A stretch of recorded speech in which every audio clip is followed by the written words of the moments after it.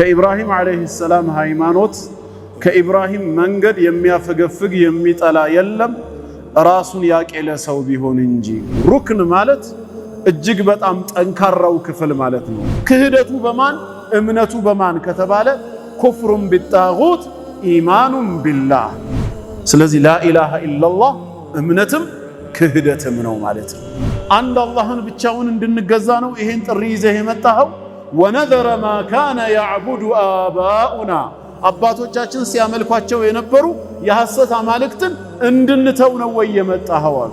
ፈሊየግሚዙሁ ወደ ውስጥ ይንከረው፣ ثم لينزعه ከዛም ያውጣው አሉ።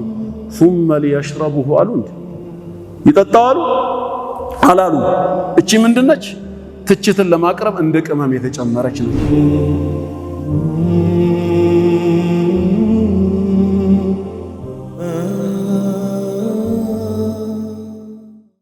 أعوذ بالله من الشيطان الرجيم بسم الله الرحمن الرحيم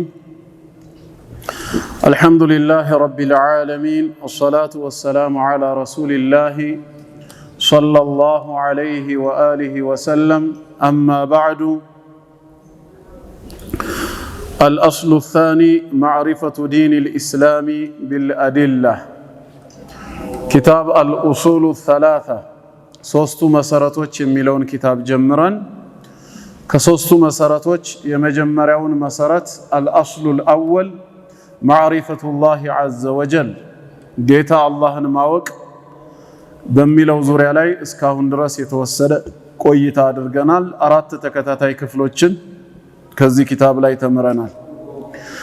የመጀመሪያው አስል ከዚህ ኪታብ ላይ ስላለቀ ወደ ቀጣዩ መሰረት ነውና የምንሄደው አልአስሉ ታኒ ሁለተኛው መሰረት ከሶስቱ መሰረታዊ የዲን ጉዳዮች ሁለተኛው መሰረት ማዕሪፈቱ ዲኒል ኢስላም የእስልምናን ሃይማኖት ማወቅ የሚለውን ነው የምንመለከተው ማለት ነው። እሱንም ቢልአዲለቲ ከማስረጃዎቹ ጋር ዲነል ኢስላም ከአላህ ዘንድ የመጣ ቀጥተኛ ሃይማኖት መሆኑን ከሚጠቁሙ ማስረጃዎች ጋር እሱን እንመለከታለን። ወሁወ እሱም ምንድነው ከተባለ ኢስላም الاستسلام لله بالتوحيد والانقياد له بالطاعة والبراءة من الشرك وأهله له شيخ قدين دابراروت የኢስላም ተርጓሜ ወይም በውስጡ ያዘለውን ማዕና በውስጡ ያቀፈውን መልእክት ሲገልጹ ኢስላም ማለት وهو እሱ ምንድነው الاستسلام لله ለአላህ እጅ መስጠት መማረክና መታዘዝ ማለት ነው። በቅዱስ ቁርአን ላይ ጌታችን አምላካችን አላህ ስለ ኢብራሂም አለይሂ ሰላም ነግሮናል። ወመን የርገቡ ዐን ሚለቲ ኢብራሂም ኢላ መን ሰፊሀ ነፍሰህ ከኢብራሂም አለይሂ ሰላም ሃይማኖት ከኢብራሂም መንገድ የሚያፈገፍግ የሚጠላ የለም ራሱን ያቄለ ሰው ቢሆን እንጂ። ኢብራሂም እኮ ማለት ወለቀድ እስጠፈይናሁ ፊዱንያ ወልአኺራ በዚህ በዱንያ ዓለምም በመጨረሻው ዓለምም በርግጥ የመረጥነው የሆነ መልካም ባሪያችን ነው። ደግሞም ወሚነ ሷሊሒን ከደጋግ የአላህ ባሪያዎችም የሚመደብ ነው ይላል። ለዚህ ማዕረግና ለዚህ እጩነት ምንድነው ያበቃው ስንል ቀጥሎ ባለው አያ ጌታችን ምን አለ? ኢዝ ቃለ ለሁ ረቡሁ አስሊም ጌታው ታዘዝ እጅ ስጥ ባለው ጊዜ አስታውስ። የኢብራሂም አለይሂ ሰላም ምላሽ ምን ሆነ? ቃለ አስለምቱ ሊረቢል ዓለሚን ለዓለማቱ ጌታ ለአላህ ሰለምኩ እጅ ሰጠው ታዘዝኩኝ አለ ይላል። ስለዚህ ኢስላም ማለት ትርጉሙ አልኢስቲስላም ለአላህ እጅ መስጠት በሱ ፍቃድ ስር ራስን ማስገዛት ወይም መማረክ በሚለው ማዕና መውሰድ ይቻላል። ይሄ ነው። በምን መልኩ ነው ለአላህ የምንታዘዘው ለእርሱ እጅ የምንሰጠው? ኢስቲስላሙ እንዴት ይፈጸማል ከተባለ እዛው ላይ ቀጥሎ ምን ይላል? አልኢስቲስላሙ ሊላሂ ቢተውሂድ እሱን በብቸኝነት በማምለክ እሱን በብቸኝነት በመገዛት በአላህ ላይ ማንንም ባለማጋራት ተውሂድን በመጠበቅ ለአላህ እጅ መስጠት መታዘዝ ኢስላም ተብሎ ይጠራል። እንዲሁም ወልኢንቂያድ መጎተት ታዛዥ መሆን እንደማለት ነው። ለሁ ለእርሱ ለጌታችን አላህ ቢጣዓቲ ባዘዘን ትእዛዝ ላይ በመታዘዝና ቀጥ በማለት መጎተት ኢስላም ይባላል። አላህ ያዘዘውን ነገር ሁሉ አቅም በቻለና በፈቀደ መጠን ፈጽሞ መገኘት የኢስላም አካል ነው ማለት ነው። እስልምናችንን ከምንገልጽበት ሌላው መገለጫ ለአላህ ትእዛዝ ቀጥ ማለት ራስን ለጌታችን ትእዛዝ ተጎታች ማድረግ ነው። ወልበራአቱ ሚነ ሽርኪ እንዲሁም ኢስላም ማለት ወልበራአቱ መንጻት ራስን ማግለልም ነው። ከምን ተግባር? ሚነ ሽርክ የተውሂድ ተቃራኒ ከሆነው ከሽርክ ተግባር በአላህ አምልኮ ላይ ሌላን አካል ከማጋራት ደባልን ከማበጀት ራስን ማግለል። ራሳችንን ስናገል ከተግባሩ ብቻ ሳይሆን ወአህሊሂ ከተከታዮቹ ከቤተሰቡም ጭምር የሽርክ ማለት ነው። ሽርክን አንሰራም፣ በጌታችን አምልኮ ላይ ማንንም አናጋራም። ነገር ግን ከሚያጋሩ ሰዎች አንርቅም፣ እንተባበራለን ምንል ከሆነ አልተሟላም። በራ የምናደርገው ራሳችንን የምናገለውና የምናነጻው አንድ ከሽርክ ነው፣ በጌታ አላህ ላይ ከማጋራት ነው። ሁለት ደግሞ ከሚያጋሩትም ሰዎች ጭምር ነው። ከሽርክ እንዴት እንርቃለን? ባለማጋራት ተውሂድን በመጠበቅ። ከሚያጋሩ ሰዎችስ እንዴት እንርቃለን ከተባለ የሚሰሩት ስራ ሽርክ መሆኑን በማመን በድርጊቱ ላይ በንግግርም ይሁን በተግባር በፍጹም ተባባሪ ባለመሆን ይልቁኑ ይህ ስራ ነገ በአኼራ ትልቅ ዋጋ እንደሚያስከፍላቸው አውቀን አስጠንቅቀን እንዲመለሱ በመገሰጽ ሌሎች ሰዎችም ወደዛ ሽርክ እንዳይገቡ ማስጠንቀቂያን ጭምር በመስጠት ከነሱ መራቅ አለብን። እነዚህ ሰዎች ሙስሊሞች ሳይሆኑ ሙሽሪኮች ናቸውና በጌታቸው ላይ ምን ስለሚያደርጉ ስለሚያጋሩ ማለት ነው። ከሽርክ ተግባርም ሽርኩን ከሚፈጽሙ የሽርክ ባለቤቶችም በራ መንጻትና ማግለል። ይሄ ነው ትክክለኛው የኢስላም ትርጓሜ ነው። ምክንያቱም በሱረቱል ሙምተሂና ላይ ይመስለኛል ወይንም ደግሞ እዛው አካባቢ ባለ ሌላ ሱራ ነው ጌታችን አላህ ለቀድ ካነ ለኩም ኡስወቱን ፊ ኢብራሂም ወለዚነ አመኑ መዐህ በኢብራሂምና በእነዚያ ከእርሱ ጋር ባመኑ በተከተሉ ሰዎች ለእናንተ ጥሩ አርአያ አላችሁ፣ ሞዴል አላችሁ ብሎናል። ምንድነው ሞዴሉ አርአያው ስንል ኢዝ ቃሉ ሊቀውሚሂም ኢብራሂም ዓለይሂ ሰላምና ተከታዮቹ ለህዝቦቻቸው እንዲህ ባሉ ጊዜ አለ። ምን ባሉ? ኢና ቡራአኡ ሚንኩም እኛ ከናንተ የጠራነን አሉ። የድርጊታችሁ ተባባሪ ደጋፊ አይደለንም፣ ከናንተ የጸዳነን። በራ ያደረግነው ከናንተ ብቻ ሳይሆን ወሚማ ተዕቡዱነ ሚን ዱኒላህ ከአላህ ሌላ ከምትገዟቸው ጣዖታትም ጭምር። ጣዖታቱንም አንገዛም አናመልክም፣ እናንተም ይሄን ተግባር የምትፈጽሙትን አንረዳም አንተባበርም፣ ከሁለታችሁም ያገለልነን። ማግለል ብቻ አይደለም ከፈርና ቢኩም በእናንተ ዒባዳ በእናንተ አምልኮ እኛ ክህደትን አውጀናል፣ ከፍረንባችኋል ባላችሁበት መንገድ። ወበዳ በይነና ወበይነኩም በእኛና በእናንተ መካከል ተገልጿል፣ ይፋ ወጥቷል። ከዚህ በኋላ ምን? አልዓዳወቱ ወልበግዳእ ጠላትነትና ጥላቻ ይፋ ወጥቷል። ለአላህ ብለን ጠልተናቸዋል፣ ጠላት አድርገንም ይዘናቸዋል። አበደን እስከ ዘላለሙ ነው የሚቆየው ይሄ ጠላትነት። ምን እስኪከሰት ብቻ? ሐታ ትኡሚኑ ቢላሂ ወሕደህ በአንድ አላህ በብቸኝነቱ እስክታምኑ ድረስ። ይሄንን በመናገራቸው ለናንተ አርአያ አላችሁ ነው ያለው። ስለዚህ እኛ ከሽርክ ተግባር ብቻ ሳይሆን ከሙሽሪኮችም ከሚያጋሩ ሰዎችም ራሳችንን ማግለል ይጠበቅብናል። ማግለል ማለት ግን ዳዕዋ አለማድረግ እነሱን ወደ ሐቅ ጎዳና አለመምከር ማለት አይደለም። የድርጊታቸው ተባባሪና ደጋፊ እውቅና ሰጪ አለመሆን ነው እንጂ መምከርም ዳዕዋ ማድረግም ግድ ነውና ማለት ነው። ኢስላም ተብሎ የሚጠራው ይሄ ነው ብለው ሸይኹ በጥቅሉ ገለጹት። አንድ አላህን በብቸኝነት ማምለክ፣ እሱ ላዘዘን ትእዛዝ ታዛዥ መሆን፣ ቀጥለጥ ማለት፣ ሽርክንና ሽርክን ከሚተገብሩ ሰዎች ራስን ማግለልና ማራቅ ኢስላም ተብሎ ይጠራል። ወሁወ ሰላሱ መራቲብ ሶስት እርከኖች ደግሞ አሉት። ኢስላም በሚለው ውስጥ ሶስት ዋና ዋና ደረጃዎች፣ ሶስት እርከኖች በስሩ ይካተታሉ። ማን ማን ናቸው? ራሱ አልኢስላም ወልኢማን ወልኢሕሳን እነዚህ ሶስት ነገራት ናቸው አሉ። ወኩለ መርተበቲን እያንዳንዱ እርከን አሁን የተጠቀሰው ኢስላምም ኢማንም ኢሕሳንም ለሃ አርካን ለእያንዳንዳቸው ማዕዘናት ደግሞ አላቸው። እስልምናም የራሱ ማዕዘናት አሉት፣ ኢማንም የራሱ ማዕዘናት አሉት፣ ኢሕሳንም የራሱ ማዕዘናት አሉት። በማዕዘኑ ብዛት በቁጥሩ አንዱ ከሌላው ቢለያይም ማለት ነው። ስለዚህ ከመጀመሪያው ከኢስላም እንነሳለን። አልመርተበቱል ኡላ ከሶስቱ እርከኖች ኢስላም ውስጥ ከሚካተቱት አንዱ የመጀመሪያው እርከን ላይ ማን አለ?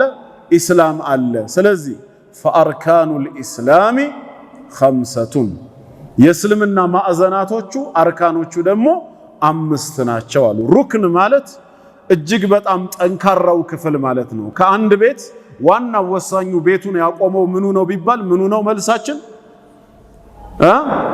ማዕዘኑ ነው። አሙድ ምሰሶ ሳይሆን ዋናው የቤቱ መሰረት ማዕዘኑ ነው ቤት እንዲሆን ያደረገው ማለት ነው። ጃኒቡ አቅወ ሸይ ይባላል።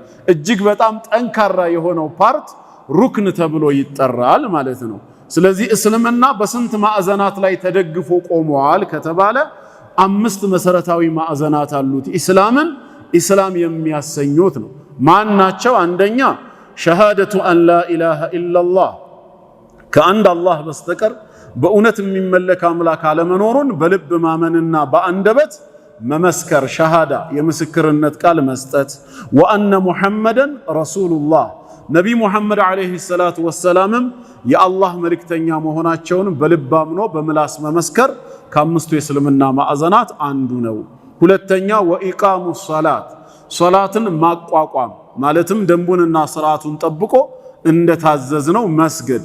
ሶስተኛ ወኢታኡ ዘካት ዘካን ማለት ነው ለሚገባው አካል አመታዊ ግዳጅ የሆነውን ጠብቆ መስጠት።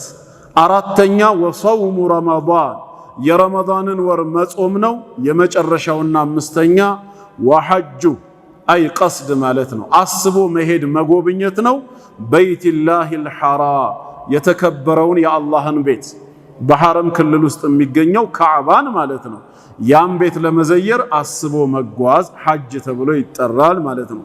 እነዚህ 5ቱ አንድ ላይ ሆነው ምን ይባላሉ? የኢስላም ማዕዘናት ተብለው ይጠራሉ። ለመጀመሪያው እንግዲህ ከ5ቱ ለሸሃዳ ደሊል ማቅረብ ስላለብን ፈደሊሉ ሸሃደቲ አሉ ሸይኹ ጌታ አላህ ከሱ በስተቀር በእውነት የሚመለክ አምላክ አለመኖሩን በልብ ማመንና በአንደበት መመስከር ያስፈልጋል ላልነው ደሊሉ ማስረጃው ለዚህ ሸሃዳ ምንድነው? ቀውሉሁ ተዓላ በሱረቱ አሊ ዒምራን ቁጥር 18 ላይ እንዲህ የሚለው የጌታችን ቃል ነው። ሸሂደላህ አላህ ራሱ መሰከረ ይላል። ከማንም በፊት ከመላእክት ከነቢያት ከዑለማዎች በፊት በዚህ የላኢላሃ ኢላላህ ምስክርነት አላህ ራሱ ነው ቀድሞ የመሰከረው ስለ ራሱ ማለት ነው። ይሄ የጉዳዩን ታላቅነት አጽንኦት ሊሰጠው የሚገባ መሆኑን ለመግለጽ ነው። ከጌታችን አላህ ውጪ ሌላ አላህ ኑሮ አላህ ስለ ሌላ አላህ አይደለም የሚመሰክረው ስለ ራሱ ነው የሚናገረው። ከማንም በፊት እሱ ቀድሞ መመስከሩ ለጉዳዩ ልዩ ትኩረት መስጠት እንዳለብን ለመግለጽ ነው ማለት ነው። ምን ብሎ ጌታችን መሰከረ ስንል እነሆ ነገሩ ላኢላሃ ኢላሁ አይ ላ ማዕቡደ ሐቀን ኢላሁ ከሱ በስተቀር በእውነት የሚመለክ አምላክ አለመኖሩን አላህ ራሱ መሰከረ። በሁለተኛ ደረጃስ ማን መሰከረ? ወልመላኢካ እንዲሁም መላእክቶችም ላኢላሃ ኢላሁ በማለት ምስክርነት ሰጡ። በሶስተኛ ደረጃስ ወኡሉል ዒልም የእውቀት ባለቤት ነቢያት ተከታዮቻቸው ዑለማዎች እያለ ወደዛው ይቀጥላል። እነዚህ ሁሉ ምስክርነትን ሰጡ። ቃኢመን ቢልቅስጥ አላህ በቅስጥ በፍትህ የቆመ ዓለምን በፍትህ የሚያስተናብር ጌታ ሲሆን ላኢላሃ ኢላሁ ከሱ በስተቀር በእውነት የሚመለክ አምላክ እንደሌለ ራሱ መስክሯል። መላእክቶቹ መስክረዋል። የእውቀት ባለቤት የተሰኙት ነቢያትም የነቢያት ተከታይ የሆኑ ሙእሚኖችም መስክረዋል። ይሄ ጌታ ዓለምን በፍትህ በስነ ስርዓት የሚያስተዳድር ነው። አልዓዚዙል ሐኪም አልዓዚዝ አሸናፊ ነው። ለሁል ዒዛ ሁልጊዜም የበላይነት አሸናፊነት የእርሱ መገለጫ ነው። አልሐኪም ለሁል ሒክማ ፍጹም ጥበበኛም ጌታ ነው። ጥበብን የተሞላ አምላክ ነው። ስለዚህም ለላኢላሃ ኢላላህ ይሄ ነው ማስረጃችን። ጌታ አላህ ራሱ የመሰከረለትን እኛ ማን መሰክረው ማንንና ነው። ምን ማለት ነው ላኢላሃ ኢላላህ ቢባል ሸይኹ ምን አሉ ቀጥለው? ወማዕናሃ የላ ኢላሃ ኢላላህ ማዕናው ትርጓሜዋ ምንድነው? ላ ማዕቡደ ቢሐቅን ኢላላህ ከአላህ በስተቀር በእውነት የሚመለክ ሌላ የለም ማለት ነው። ቢሐቅን የምትለው ለምንድነው የገባችው ከተባለ በሐሰት የሚመለኩ እጅግ ብዙ አምላክ ሳይሆኑ አምላክ ተደርገው የተያዙ በዓለማችን ላይ ስላሉ ነው። ጌታችን ግን እውነተኛ አምላክ ስለሆነ እውነተኛ አምልኮ የሚገባው ለርሱ ነው። ذلك بأن الله هو الحق وأن ما يدعون من دونه الباطل ብሎ ራሱ ነግሮናል። አላህ በእውነት ያለ በእውነት የሚመለክ አምላክ ነው። ከሱ ውጭ የሚመለኩት ሁሉ ከንቱ በመሆናቸው ነው ብሏል። ስለዚህ ላ ኢላሃ ኢላላህ ማዕናው ላ ማዕቡደ ቢሐቅን ኢላላህ ከአላህ በስተቀር በእውነት የሚመለክ አምላክ የለም ይላል። እዚህ ላ ኢላሃ ኢላላህ ሲል ሁለት ማዕዘን አለ ማለት ነው በውስጡ። ላ ኢላሃ የሚለው ለብቻው አንድ ሩክን ነው። ኢላላህ የሚለው ሌላ ለብቻው ሩክን ነው። ላ ኢላሃ አይ ላ ማዕቡደ ሐቀን አምልኮ የሚገባው የለም ብሎ ሲናገር ነፍይ እያደረገ ነው፣ ውድቅ እያረገ ነው። ኢላላህ አላህ ብቻ ሲቀር ብሎ ደግሞ ሲናገር ያ ውድቅ ያደረገውን አምልኮ ለአላህ ምን እያረገ ነው? እያጸደቀ እውቅና እየሰጠ ነው። ላ ብለን ስንናገር መጀመሪያ እኛ ተቃዋሚ ነው የሆነው፣ የለም ማለታችን ነው። ምንድነው የሌለው ሲባል ኢላህ እንላለን። ኢላህ ማለት አይ አልማዕቡድ ማለት ነው፣ የሚመለክ የለም ማለት ላ ኢላሃ ስንል ይሄ ምን ይባላል? ነፍይ ተብሎ ይጠራል። ማግለልና ውድቅ ማድረግ። ከዛ ተመለስንና ኢላላህ ብለን ደግሞ ስንናገር ኢላ ሲቀር ብለን ኤክሰፕሽናል የምናወጣው ደግሞ ልናጸድቅ ነው። ማን ሲቀር? አላህ ብቻ ሲቀር፣ ለሱ ግን አምልኮ ይገባዋል እያልን ነው። ይሄ ደግሞ ምን ይባላል?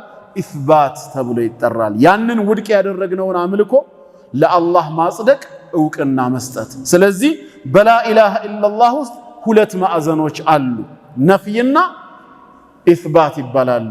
ወይንም ደግሞ ኩፍርና ኢማን ተብለውም ይጠራሉ። ላ ኢላሃ ኢላላህ ኩፍሩን ወኢማን። ላ ኢላሃ ኢላላህ ክህደትም ነው፣ ላ ኢላሃ ኢላላህ እምነትም ነው። ክህደቱ በማን እምነቱ በማን ከተባለ ኩፍሩን ቢጣጉት ኢማኑን ቢላህ ከአላህ ውጭ በሚመለኩ ጣዖታት መካድንና በአንድ አላህ ብቻ ማመንን አብሮ ያቀፈ ነው። ላ ኢላሃ ስንል አምልኮ የሚገባው የለም ስንል እየካድን ነው። ከአላህ ውጭ የሚመለኩ ነገራት ሁሉ በሐሰት ነው እየተመለኩ ያሉት እንጂ አምልኮ የሚገባቸው ሁነው አይደለም። እኛ አናመልካቸውም ብለን ክደናል ማለት ነው። ኩፍርን አውጀናል። ኢላላህ ብለን ስንናገርስ አላህ ብቻ ሲቀር ስንል ግን በሱ አምልኮ አምነናል። አምላክ ስለሆነ አምልኮ የሚገባው ለርሱ ነው ብለን እውቅና ሰተናል። ስለዚህ ላ ኢላሃ ኢላላህ ኩፍሩን ወኢማን፣ ኩፍሩን ቢጣጉት ኢማኑን ቢላህ። ይሄ ፍልስፍና ሳይሆን ትክክለኛ የላ ኢላሃ ኢላላህ ማዕናው ነው። ምክንያቱም ቁርአን ሲናገር በሱረቱል በቀራ 256ኛው አየት ላይ ላ ኢክራሃ ፊዲን በሃይማኖት ማስገደድ የለም ይላል። ሙስሊም ያልሆነ ሰው ያለ ምርጫው ያለ ፍላጎቱ የእስልምናን ሃይማኖት እንዲቀላቀል ጫና ማሳረፍ ማስገደድ አይቻልም። ቀድ ተበየነ ሩሽዱ ሚነል ገይ ቀጥተኛው መንገድ ከጥመት ጎዳና በርግጥም ተገልጿል ተለይቷልና ነው። ስለዚህ ማንም ለአካለ መጠን የደረሰ ሰው ኢስላም ሐቅ መሆኑን ለማወቅ ጥረት ቢያደርግ በቀላሉ ሊያገኘው ስለሚችል ከፀሐይ የበለጠ ቀጥተኛው መንገድ የደመቀ የበራ ነውና ስለሆነም አለ አላህ ከዚህ ቀጥሎ ፈመን የክፉር ቢጣጉት በጣዖታት የሚክድ ሰውና ወዩእሚን ቢላህ በጌታው በአላህ ያመነ ፈቀድ እስተምሰከ ቢልዑርወቲል ውስቃ በርግጥም አስተማማኝ የሆነውን ጠንካራውን ዘለበት በእጁ ጨበጠ ይላል። ለንፊሳመ ለሃ ምንም መበጠስ የሌላት ጀነት የምታደርሰው የሆነችዋን። ስለዚህ ላ ኢላሃ ኢላላህ እምነትም ክህደትም ነው ማለት ነው። እምነት በጌታችን አላህ፣ ክህደት ደግሞ በማን ከአላህ ውጭ በሚመለኩ ነገሮች። እኛ ሙስሊሞች ነን ሙእሚኖች ነን ስንል በአላህ ስላመንን ነው። ከአላህ ውጭ በሚመለኩት ደግሞ ስለካደን በእነሱ ካፊር ነን ከፍረናል ነው። ልክ ኢብራሂምና ተከታዮቹ ከፈርና ቢኩም እንዳሉት እኛም ከፈርና ቢዒባደቲ ገይሪላህ ከአላህ ውጭ በሚመለኩ አምልኮቶች ሁሉ ምን ሆነናል? አምነናል እንዴ? ክደናል አላመንም ያመነው በጌታችን ብቻ ነው። ይሄ ነው ላኢላሃ ኢላላህ ሁለቱን መስፈርት የሚይዘው ነፍዩን ወኢስባት ይባላል። ብዙ ቁርአናዊ ማስረጃዎችም አሉት። ሐታ ነቢያቶችም ዳዕዋ ሲያደርጉ ያ ቀውም ዕቡዱላህ ይላሉ፣ ህዝቦቼ ሆይ አላህን ተገዙ አሉ። ይሄ ኢስባት ይባላል። አምልኮን ለማን ማጽደቅ? ለአላህ። ከዛስ ማለኩም ሚን ኢላሂን ገይሩ ከሱ ውጭ ለእናንተ የሚመለክ ሌላ አምላክ የላችሁም ይላሉ። ይሄ ደግሞ ምንድነው? ነፍይ ነው። ከአላህ ውጭ የሚመለከውን ነገር ከንቱ ማድረግ ነው። ሁድ ዓለይሂ ሰላም ህዝቦቹን ወደ ላኢላሃ ኢላላህ ሲጠራቸው እነሱ ከጥሪው ምንድን ነበር የተረዱት? የተቃውሞ ምላሽ ሲሰጡት ምን አሉት? ቃሉ ለሁድ ዓለይሂ ሰላም ህዝቦቹም አሉት አጅእተና ሊነዕቡደ አላህ ዋሕደህ አንድ አላህን ብቻውን እንድንገዛ ነው ይሄን ጥሪ ይዘህ የመጣኸው? ወነዘረ ማ ካነ ያዕቡዱ አባኡና አባቶቻችን ሲያመልኳቸው የነበሩ የሐሰት አማልክትን እንድንተው ነው ወይ የመጣኸው አሉ። ከላኢላሃ ኢላላህ ጥሪው ሁለት ነገር ነው የተረዱት። አንድ አላህን ተገዙ፣ አባቶቻችሁ ደግሞ ሲያመልኳቸው የነበሩትን የሐሰት አማልክት ናቸውና ተው የሚል እንጂ አላህንም ጨምሩበት አይደለም ያላቸው፣ የነበራችሁበትንም ከንቱ ልቀቁትም ጭምር ነው። ላኢላሃ ኢላላህ እምነትንም ይጠይቃል፣ ክህደትንም ይጠይቃል። እምነት በጌታችን፣ ክህደት ደግሞ ከሱ ውጭ በሚመለኩ የሐሰት አማልክት። ተግባባ? ላኢላሃ ኢላላህ በውስጡ ሁለቱም ሩክን አሉ። ታዲያ ሸይኹ ምን አሉ? ይሄን ማዕናውን ላ ማዕቡደ ቢሐቅን ኢላላህ ካሉ በኋላ ወሐዱ ነፍይ ሚነል ኢስባት አሉ። ወሐዱ ድንበሩ ወይም ክልሉ አሉ የማን አነፍይ ነፍይ ነው ብለን የጠራ ነው ያገለልነው ፓርት ሚነል ኢስባት ኢስባት ከምናደርገው ከምናጸድቀው የትኛው ነው ነፍይ ተብሎ የሚጠራው ድንበሩ ሲባል ላኢላሃ ሚለው ነው። ላኢላሃ ምንድነው? ነፍይ ነው ብለናል። ምንድነው ነፍይ የሚያረገው የሚያገለው ሲባል ላኢላሃ ናፊየን አግላይ ነች ይላሉ ሸይኹ። ምንን ታገላለች? ጀሚዐ ማ ዩዕበዱ ሚን ዱንላህ ከአላህ ሌላ የሚመለኩ አማልክትን ሁሉ አይገባቸውም በማለት ታገላለች። ምን የምትለው ቃል? ላኢላሃ። ምክንያቱም ላኢላሃ ማለት ላ ማዕቡደ ማለት ነው። የሚመለክ የለም ካልን ከአላህ ሌላ የሚመለኩትን ሁሉ ውድቅ እያደረገች ነው። ከዛስ ኢላላህ የምትለዋ ደግሞ ሙስቢተን አጽዳቂና አረጋጋጭ ነች። ምንን ታጸድቃለች? አልዒባደተ ሊላህ ዒባዳን ለአላህ ታጸድቃለች። ዋህደሁ ለብቻው ላ ሸሪከ ለሁ ለእርሱ ተጋሪ የሌለው ሲሆን ፊ ዒባደቲሂ በአምልኮ ኢላላህ ስንል አላህ ብቻ ሲቀር ካልን ለአላህ አምልኮን አጽድቀናል። አላህ ብቻ በማለታችን ያለ አጋር ለብቻው እንደሚገባው አረጋግጠናል። ከማ አነሁ ልክ እሱ እንደሆነው ሁላ ጌታችን ምን እንደሆነው ለይሰ ለሁ ሸሪኩን ተጋሪ የሌለው እንደሆነ ሁላ ፊ ሙልኪሂ በንግስናው ጌታችን በዓለም ላይ የነገሰ ንጉስ ነው አይደለም እንዴ? ወሊላሂ ሙልኩ ሰማዋቲ ወልአርዲ ወማ በይነሁማ የሰማያት የምድር በመካከላቸው ያለው ሁሉ ንግስና የማን ነው? የአላህ ነው። በዚህ ንግስናው አላህ ተጋሪ ያለው አብሮት የነገሰ አለ? የለም። ምንም ተጋሪ ከሌለው በንግስናው ልክ እንደዛው በዒባዳው በአምልኮ ምን የለውም? ተጋሪ የለውም። ከማ አነሁ ለይሰ ለሁ ሸሪኩን ፊ ሙልኪሂ ማለት ይሄ ነው። ጌታችን በንግስናው አጋር እንደሌለው ሁላ በዒባዳም ላይ ሲመለክ ብቻውን ሊመለክ ነው የሚፈልገው ያለ አጋር ማለት ነው። ይሄ ነው የላኢላሃ ኢላላህ ማዕናው። ይሄው ወተፍሲሩሃ አሉ ሸይኹ። ማብራሪያዋ ደግሞ ከተፈለገ የላኢላሃ ኢላላህ አለዚያም ይወዲሁሃ የሚገልጻት የሆነው ማለት ነው። ተፍሲሩ ቀውሉሁ ተዓላ እንዲህ የሚለው የአላህ ቃል ራሱ የላኢላሃ ኢላላህን ተፍሲር ይገልጻል። ነፍይና ኢስባት እንዳለባት ምን የሚለው ቃል? ሱረቱ ዙኽሩፍ 43ኛ ሱራ አንቀጽ 26 እስከ 28 ወኢዝ ቃለ ኢብራሂም። ኢዝ ማለት ወዝኩሪል ወቅት እንደማለት ነው። ጊዜን አስታውስ ነው። አንተ ባትኖርም እኔ ከጥንት ጀምሮ የነበርኩት አምላክህ በወቅቱ የነበረውን ነገር ላንተ ተርክልሃለሁ እንደማለት ነው። ወኢዝ አይ ወዝኩሪል ወቅት ጊዜን አስታውስ። ምን የሆነን ጊዜ? ቃለ ኢብራሂም አባታችን ነቢ ኢብራሂም ዓለይሂ ሰላም ባለ ጊዜ ለማን? ሊአቢሂ ለወላጅ አባቱና ወቀውሚሂ ለተላከበት ማህበረሰብ ለህዝቦቹ እንዲህ ባለ ጊዜ አስታውስ አለ ጌታችን ለእሳቸው ሲነግራቸው። እሳቸው በኢብራሂም ዘመን አልነበሩምና ግን ናሕኑ ነቁሱ ዐለይከ ብሎ የነቢያትን ዜና በአንተ ላይ የሚተርክልህ እኔ ነኝ ያለው አላህ ኢብራሂም በወቅቱ ተናግሮ የነበረውን ለእሳቸው ይነግራቸዋል ባወረደው ቃሉ። ምን ባለ ጊዜ ኢነኒ አለ እኔ አላቸው ለአባቱም ለህዝቦቹም በራኡን የጠራሁኝ ያገለልኩኝ ነኝ አለ። በራ አርጌያለሁ ከምን ሚማ ተዕቡዱን ከምታመልኳቸው ነገራት አለ። ህዝቦቹ ምንን ያመልኩ ነበር ማለት ነው? ጣዖታትን ያመልኩ ነበር። ስለዚህ ጣዖታትን ስለተገዙ ከምትገዟቸው ከምታመልኳቸው ጣዖታት በራ አርጌያለሁ የነጻሁኝ ያገለልኩ ነኝ አለ። ግን ኢለለዚ ኢላ ሲቀር ብቻ አለ አለዚ ያ ሲቀር አለ የትኛው ፈጠረኒ የፈጠረኝ ብቻ ሲቀር አለ። ለካ ህዝቦቹ ጣዖታትንም ጭምር ብቻ ጣዖታትን ብቻ ሳይሆን አላህንም ጭምር ያመልኩ ነበር ማለት ነው እነሱ። ስለዚህ ከአላህ ሌላ ከምትገዟቸው በራኡ ሚማ ተዕቡዱን እኔ የጠራሁ ነኝ አለ። አላህ ግን ሊገዙት የሚገባው አምላክ ስለሆነ ኢለለዚ ፈጠረኒ ያ የፈጠረኝ ብቻ ሲቀር አለ። ከሱም የጠራሁ ነኝ ማለት ግን አይደለም፣ እሱንማ አመልከዋለሁ።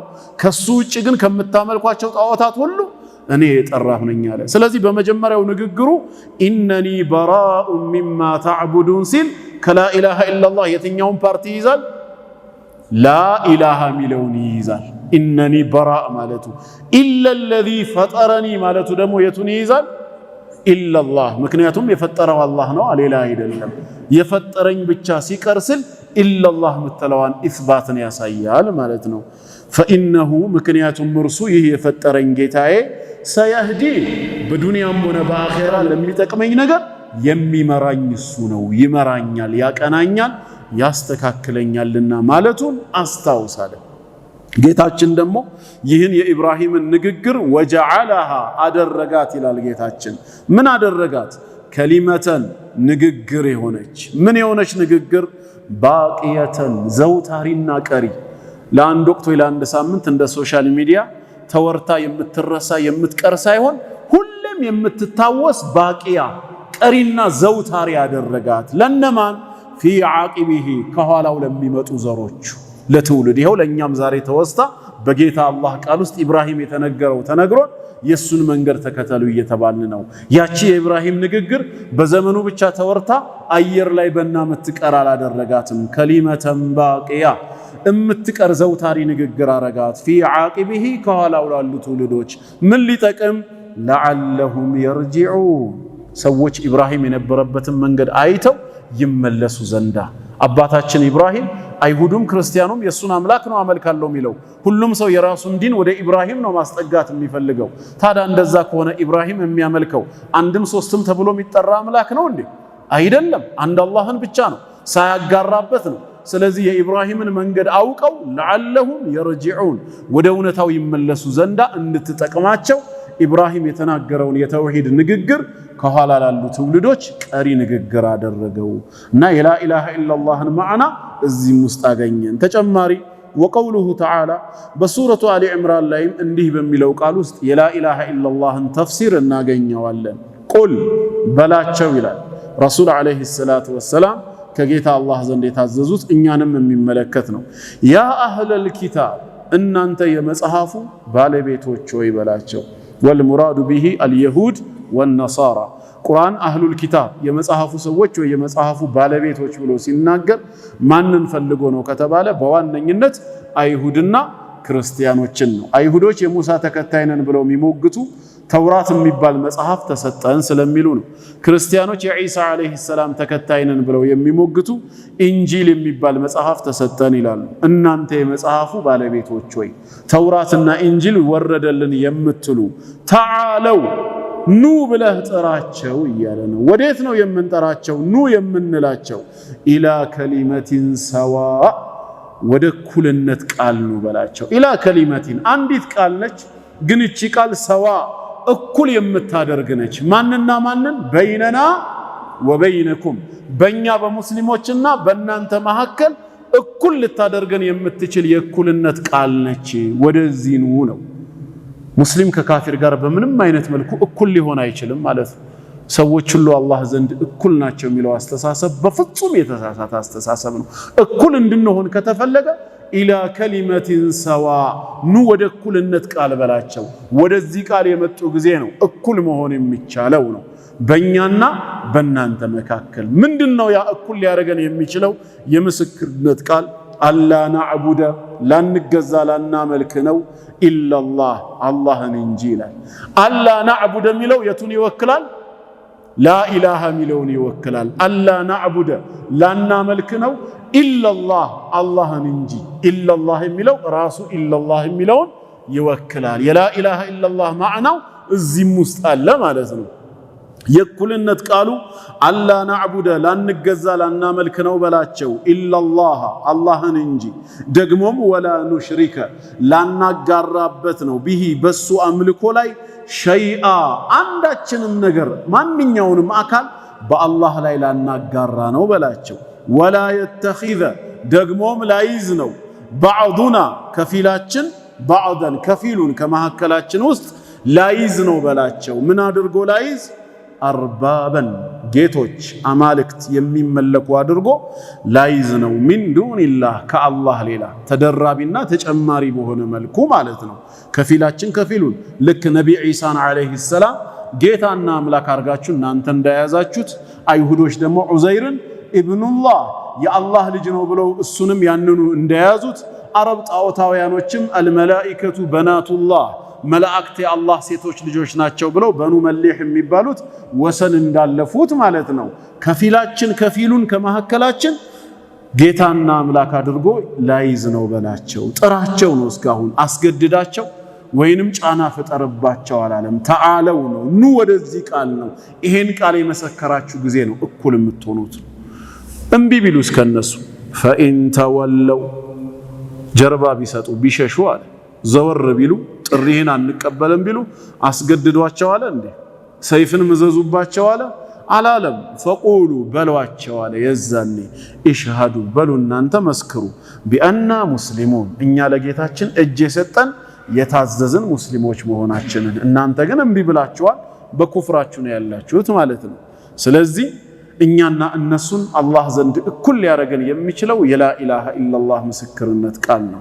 ከዛ በኋላ ሰውየው እንደ ኢማኑ ደረጃ እንደ መልካም ስራው ልክ አንዱ ከሌላው ሊበላለጥ ይችላል። እኩል ለመሆን ግን ብቸኛው መግቢያ በሩ የላኢላሃ ኢላላህ ምስክርነት ነው። ይሄንን አምኖ ያልመሰከረ በምን መልኩ ነው ካንተ ጋር እኩል የሚሆነው? ካንተ ጋር እንዴት ይስተካከላል? በፍጹም አይሆንም ነው። ይሄ ነው እንግዲህ የላኢላሃ ኢላላህ ምስክርነት ለሚለው ማዕናት። ከዛም ሸይኹ ቀጠሉና ምን አሉ? ወደሊሉ ሸሃደቲ አነ ሙሐመደን ረሱሉላህ አሉ። ያው ከላይ የተያያዘ አልነበር? ሙሐመዱን ረሱሉላህ ለሚለው ደግሞ ደሊል ማስረጃ ካስፈለገ ቀውሉሁ ተዓላ ጌታ አላህ እንደዚህ ማለቱን ለቀድ ጃአኩም በርግጥም መጣችሁ አለ ወደኛ። ምን መጣን? ረሱሉን መልእክተኛ። ከየት የመጣ? ሚን አንፉሲኩም ከነፍሶቻችሁ ይላል። ሁለት ትርጉም ሊኖረው ይችላል። አንደኛው ትርጉም አይ ሚን ጂንሲኩም ነው። ቀጥታ ኺጣቡ አረቦችን ከሆነ ይሄው ከናንተው ከአረቦች ምድር ማለት ነው። ካልሆነስ ሚን አንፉሲኩም ከነፍሶቻችሁ ሲል አይ ሚን ጂንሲል በሸር ከናንተው ሰው የሆነ ከመላእክ ወይ ከጂኒ ወገን ሳይሆን እንደናንተው በሁለት እግሩ የሚራመድ ከናንተው የሆነ ሰው መልእክተኛ አድርጌ እንዲመጣላችሁ አድርጌያለሁ። ይሄ ባህሪው ደግሞ ምን ይመስላል? አዚዙን የሚጠናበት ነው። አለይሂ በሱ ላይ ይሄ መልእክተኛ በሆነው ላይ ይጠናበታል። ምንድነው የሚጠናበት? ማዓኒቱም መቸገራችሁ፣ የናንተ ችግር የናንተ ስቃይ እሱ ላይ ነው የሚጸናው የበለጠ። ስለ ችግራችሁ ብዙ የሚቸገር የሚታመም ማለት ነው። መቸገራችሁ በጣም የሚጠናበት ሐሪሱን ደግሞም የሚጓጓላችሁ አለይኩም በእናንተ ላይ መልካም ነገር ኒዕማ ጸጋችሁ እድል ፈንታችሁ እንዲሆን የሚጓጓ ነው።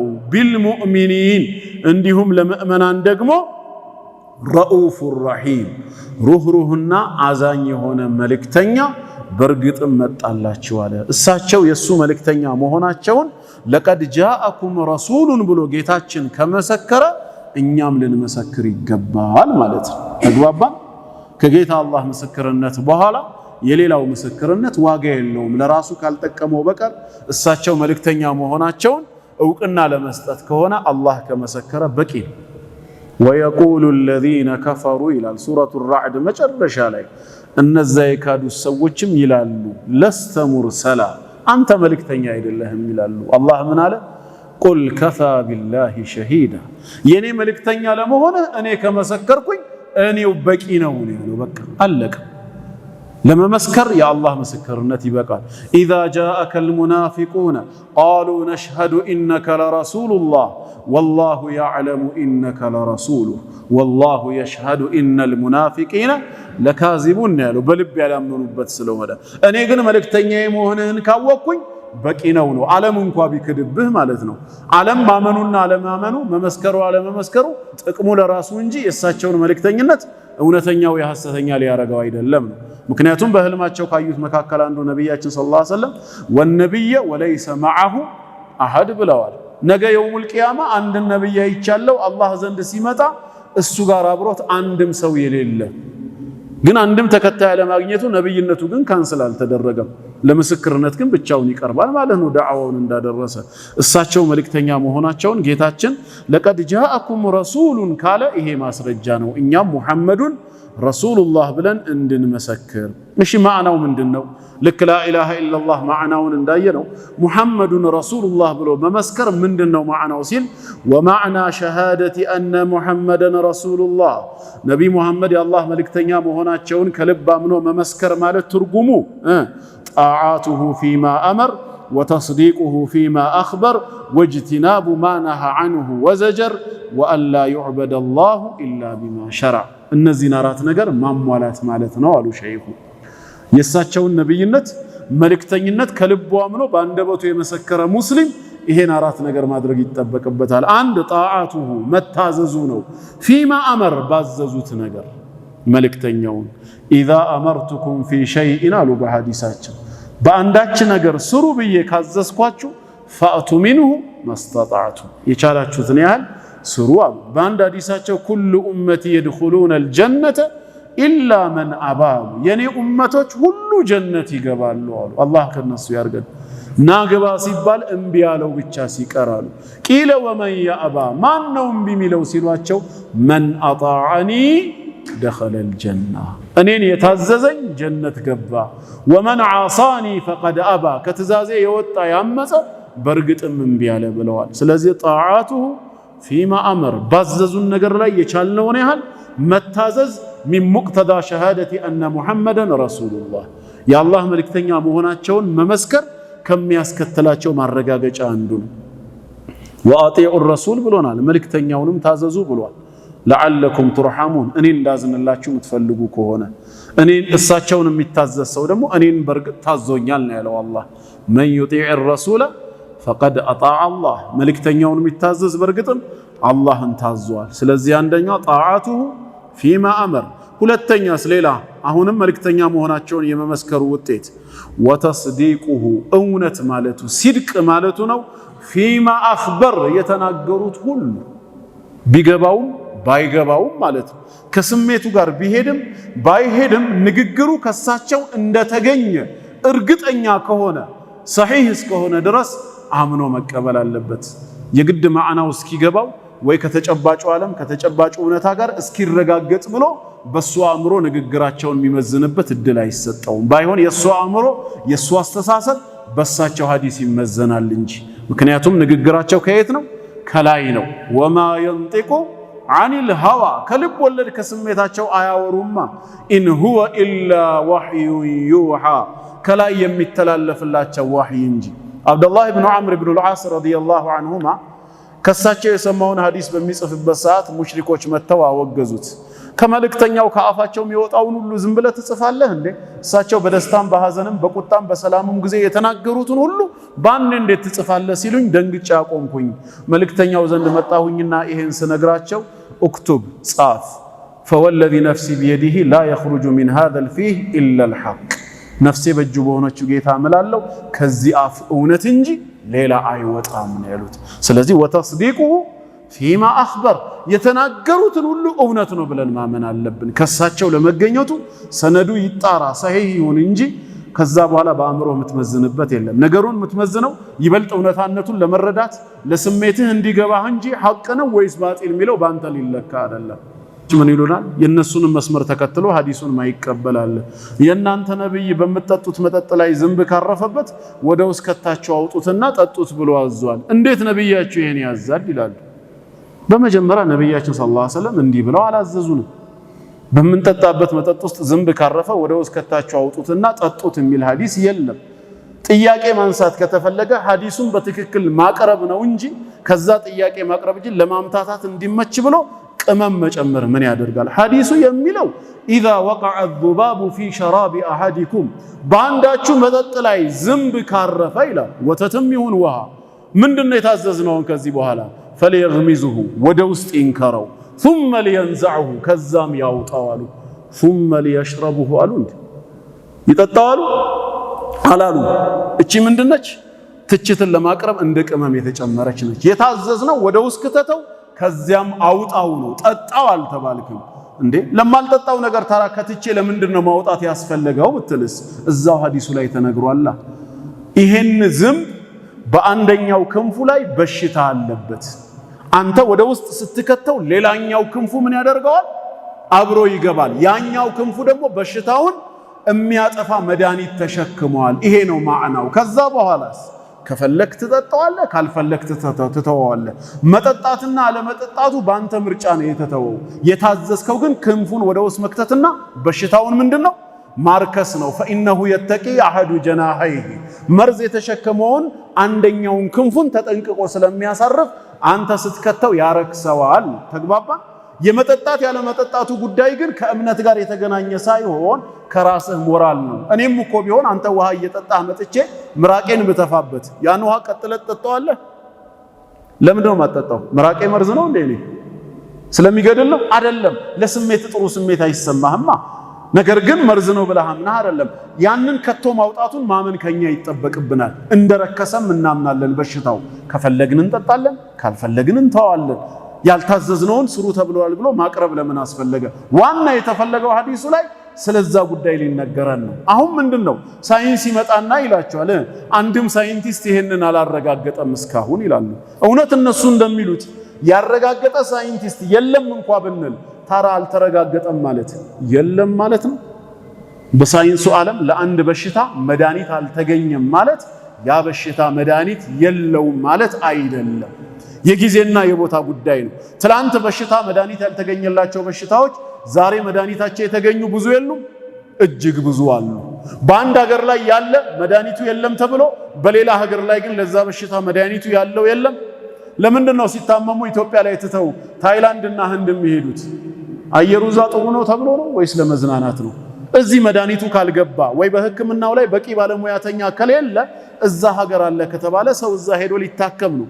በሆነ ቦታ ያለ መድኃኒት በሌላ ቦታ ላይኖር ይችላል። በሆነ ወቅት ያልተገለጸ ነገር በሆነ ወቅት ሊገለጽ ይችላል። ረሱላህ ሰለላሁ ዐለይሂ ወሰለም ማ አንዘለላሁ ዳአን ኢላ አንዘለ ለሁ ደዋአን ያሉት። ምንም በሽታ ወደዚህ ምድር ጌታችን አላወረደም በምትኩ መድኃኒትን ቢያወርድለት እንጂ። ነገር ግን ዓሊመሁ መን ዓሊመህ ያወቀ ያውቀዋል፣ ወጀሂለሁ መን ጀሂለህ የሳተ ይስተዋል። የጊዜ የቦታ ጉዳይ ሆኖ እንጂ ስላልተረጋገጠ አይደለም። እውነት እናንተ እንደምትሉት ነው አሁን የምንለው ኢንፎርሜሽን ስለሌለን እንጂ ያ ኢንፎርሜሽን ባይኖረንም ስለ ዝንቧ ሳይንስ አረጋገጠም አላረጋገጠም እሳቸው የተናገሩት ትክክል ነው። እናምናለን፣ እንተገብራለን። መጠጣት አለመጠጣት ባንተ ፍቃድ ውስጥ የተመሰረተ ነው። ጠጣ ብሎ ያዘዘ የለም፣ ድፋ ብሎም እንደዚሁ ያዘዘ የለም። ብትጠጣው መብት ነው፣ ብትተወው መብትህ ነውና ሐዲሱ ያዘዘን በዚህ ነው። ወተስዲቁ ፊማ አኽበር የተናገሩት ሁሉ እውነት ነው። ግልጽ ነው። ሶስተኛ ሐቃቸውስ ወጅቲና መራቅ ነው። ማ ነሃ ዐንሁ ከሱ ከከለከሉን ነገር ወዘጀር እንዲሁም ካስጠነቀቁን ነገር መራቅ ይጠበቅብናል። ወኢዛ ነሃይቱኩም ዐን ሸይኢን ፈጅተኒቡ ሚንሁ እንዳሉት አንድን ነገር ከከለከልኳችሁ ሙሉ በሙሉ ራቁ አሉ። ትዕዛዝ ላይ መስተጣዕቱም ይላል የቻላችሁትን። እቀባ ክልክል ላይ ግን ፈጅተኒቡሁ ነው፣ ሙሉ በሙሉ ራቁ ነው። የቻላችሁትን አይልም። ለምንድን ነው ሲባል ሙሐረማትን ለመተው ከኛ የሚጠበቀው መተው ብቻ። ገንዘብ አይጠይቅም፣ ጊዜ አይጠይቅም፣ ጉልበት አይጠይቅም፣ ዒልምም አይጠይቅም። ይሄ ነገር ሐራም ነው አቁም ከተባልክ ማቆም ብቻ ስለሚጠይቅ የተከለከልነውን ሙሉ በሙሉ አቁሙ ነው። የታዘዝነውን ግን ሙሉ በሙሉ ስሩ ሚል የለም። ሐዲሱም የሚለው መስተጣዕቱም ነው። ቁርአኑም የሚለው ፈተቁላህ መስተጣዕቱም ላ ዩከሊፉ ላሁ ነፍሰን ኢላ ውስዓሃ አቅምን መሰረት ያደረገ ነው። ለምን ከትእዛዛቶች መካከል ገንዘብን የሚጠይቅ ይኖራል፣ ጉልበትን የሚጠይቅ ይኖራል፣ ጊዜን የሚጠይቅ ይኖራል። ያ ያልተሰጠው ሰውስ እሱ ላይ ግን በአቅም ልክ ተወስኗል ማለት ነው። ዘካ አውጣ ተብለህ ታዛሃል፣ ግን አቅሙ ከሌለህ ተቀባይም ልትሆን ትችላለህ ማለት ነው። ቁመህ ስገድ ተብለሃል፣ በጤና ምክንያት መቆም ካልቻልክስ ቁጭ ብለህ ልትሰግድ ነው ማለት ነው። የታዘዝነው በአቅም ልክ ሲሆን የተከለከልነውን ግን መተው ብቻ ስለሆነ ሙሉ በሙሉ ራቁ ነው። አራተኛ ወአን ላ ዩዕበደ አላሁ አላህ ላይመለክ ነው፣ አላህን ላንገዛው ነው። ኢላ ቢማ ሸረዓ እሳቸው ባሳዩን በደነገጉልን ህግ ቢሆን እንጂ ከራሳችን መንገድ አምጥተን በፈጠራ መልክ አላህን ማምለክ ቢድዓ ነው፣ ተቀባይነት የለውም። መን አሚለ ዐመለን ለይሰ ዐለይሂ አምሩና ፈሁወ ረድ እንዳሉት የእሳቸው ትእዛዝ የሌለበት አንድን ስራ የሰራ ሰው ተመላሽ ነው ተብለዋል። ከዚህ በመነሳት ባሳዩን ባስተማሩን መንገድ በሸሪዓቸው ነው አላህን የምንገዛው። ተግባባን?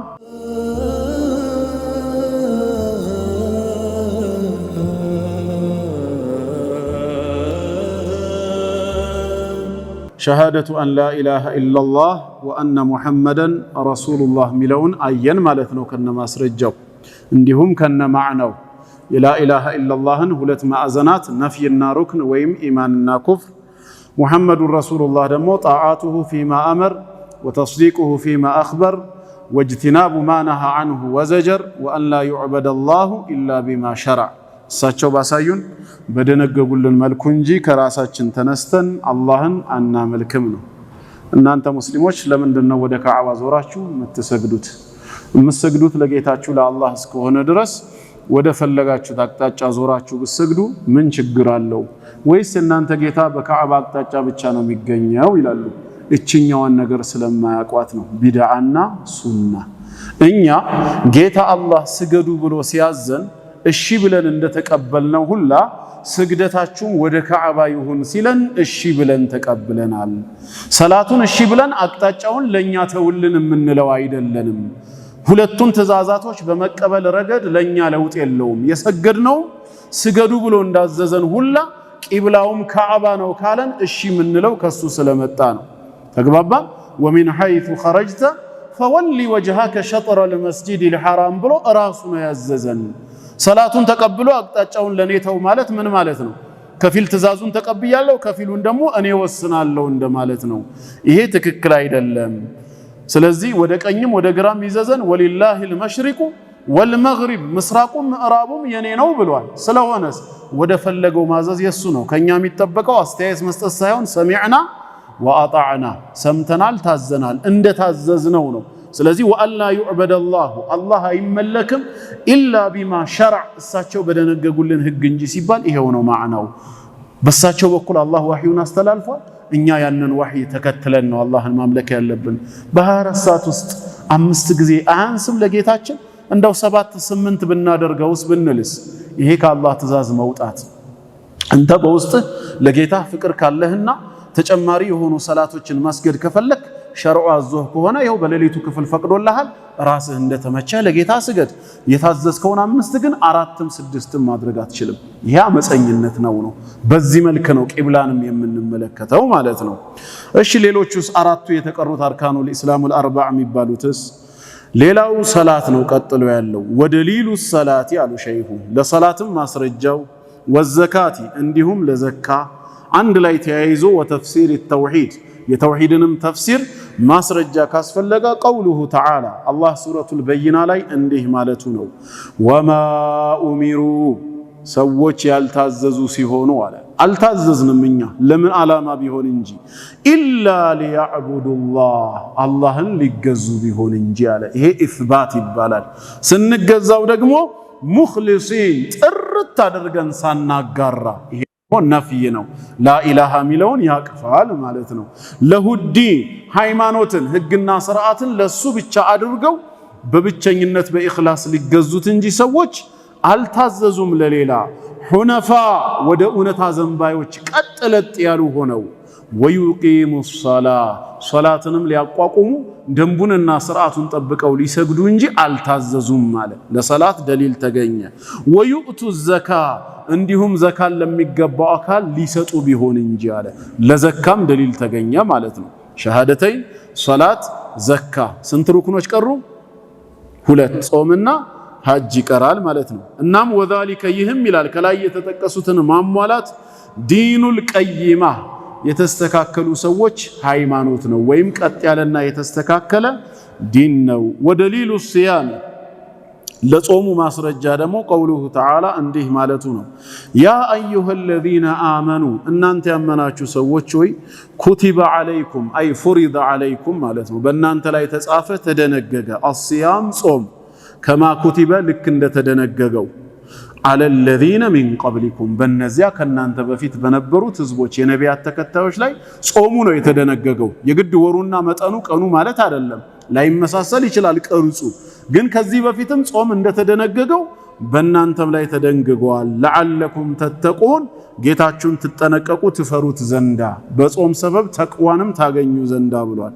ሐጅ ነበር የቀረው ወደሊሉል ሐጅ ለሐጅ ደግሞ ማስረጃው ወሊላሂ ዐለናስ አላህ በሰዎች ላይ አለው አሉ ግዳጅ አድርጓል። ምን ሂጁል በይት የሱን ቤት አስቦ መጎብኘት መሄድ ለማን ነው ግን መን ኢስተጣዐ ለቻለ ሰው ኢለይሂ ወደዛ ወደ ቦታው ሰቢላ መንገድን የቻለ ሰው አንድ በስንቅ በኢኮኖሚ ሁለት በጤናው ደርሶ እስኪመጣ ድረስ ሶስት መንገዱ በአየርም ይሄድ በየብስ ወይ በባህር ሰላም ከሆነ ያንን ለቻለ ሰው ግድ ነው።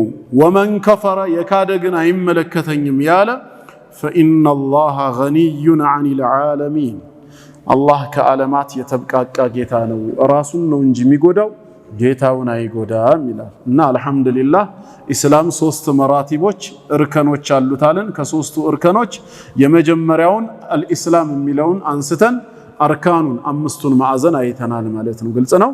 አሁን የቀረን ኢማንና ኢህሳን ነው። አላህ እድሜ ሰጥቶ ሳምንት ካገናኘን ኢንሻአላህ እንቀጥላለን። ወሰለላሁ ወሰለም ዐላ ነቢይና ሙሐመድ ወዐላ አሊሂ ወሰሕቢሂ ወሰለም።